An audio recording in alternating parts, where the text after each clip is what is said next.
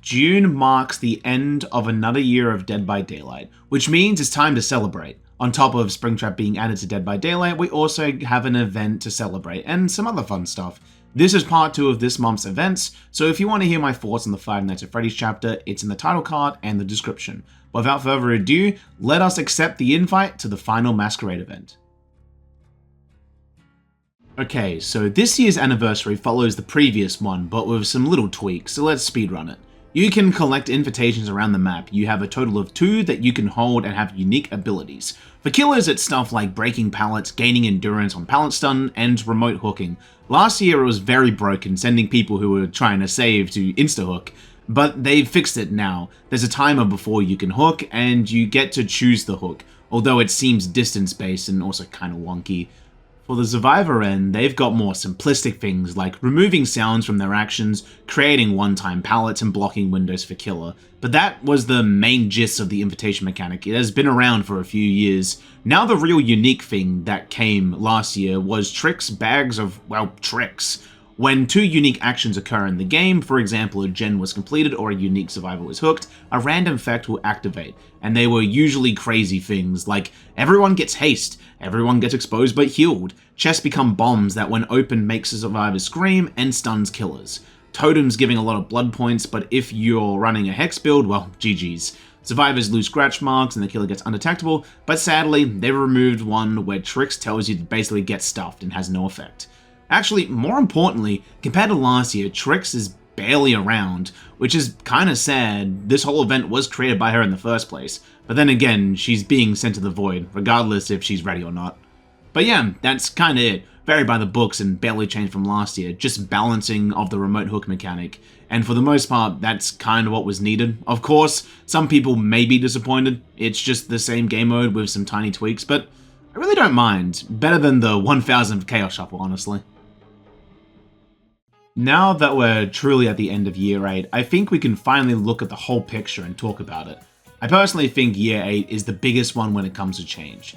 This was the first year that we really saw unique modifiers. I mean, 2v8 was introduced as a game mode. We've been wanting it for a long time, and you can be on either side, but it can't be understated just how big of an event it is when it comes back. Of course, behavior do need to start adding new modifiers since Chaos Shuffle is getting a little tiresome. But here's to Year 9 bringing out Prop Hunt. Please bring it, it'll be pretty fun. Now for the personal opinion part. Chapter-wise, in my opinion, the worst chapter this year was easily the Tomb Raider chapter. Laura is a really cool character, however, the amount of game-breaking bugs that came out during that time was actually insane. Maps not loading and mainly the gen count being broken. If someone left the lobby, it made the killer almost unplayable for a short period of time. It was pretty cringe too. Laura will always be a cool character to have in Dead by Daylight, but that period will forever be stained with how bad of a state the game was bug-wise. My personal favorite chapter, however, has to be Castlevania. It got me to play some of the older games, and I've been maining Soma and Alucard ever since. It also added a perk that I thought I wouldn't enjoy, but has turned me into a chess gremlin to get value.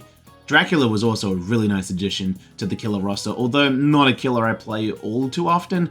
Killer-wise, I like each of them. Vecna is probably my favorite as I like D&D and he's just fun to play for me. The only one that I have a hard time vibing with is honestly the Houndmaster, but that's just due to how buggy she can be at times, kinda like with the twins. I think they're fun, but once a bug happens that makes me lose chase pressure, I just want to die personally. I think my personal favorite moment of this year was just playing 2v8 for the first time. It was a blast just messing around with Trapper and Huntress in that first unbalanced version of 2v8. It will always hold a special place in my heart. Overall, the game has had a lot of bugs throughout the year and some issues, but I think Year 8 was a wacky ride, but one that I've enjoyed thoroughly.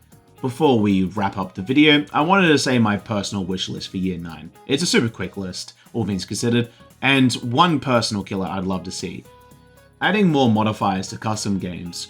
We already know they're adding 2v8 to it, but seeing Lights Out and My Little Oni would be super fun. Just more ways to mess around with friends. The ability to buy add-ons for killers. Of course, this would likely be locked behind Prestige 100, but I think that's fair, since at that point there's no point to use blood points.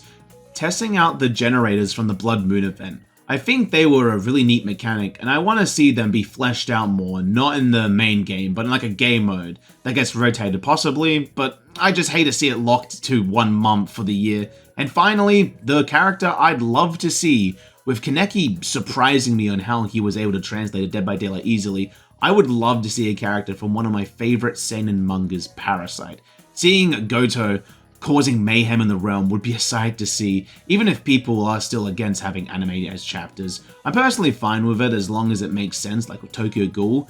There's probably more things I'd like to see, but I'll be honest, regardless of the obvious balance changes and things they might add, the fact that they're working on quality of life and stuff like that is pretty much all I really want to see from the game, all things considered. So I'm already getting what I want. Well, with the Masquerade coming to an end soon, so too will Trix and her games. It's been a fun bunch of years messing around and collecting all the fancy masks for both Survivor and Killer, but all good things have to come to an end. But I'm quite curious since Behavior said the 10th year is going to be even more exciting, so at least we have something to look forward to. Once again, thank you for watching this video. There wasn't too much new stuff to talk about, so it was pretty by the books. But hey, at least blood points are plenty at this current time. Be honest with me, are you sad that Trix is gone? I know some people think she's annoying, but I like her quirks. I hope she comes back in any form. But let me know in the comments, and if you like to see me talk about Dead by Daylight or JRPG content, then why not like and subscribe, and have a wonderful day.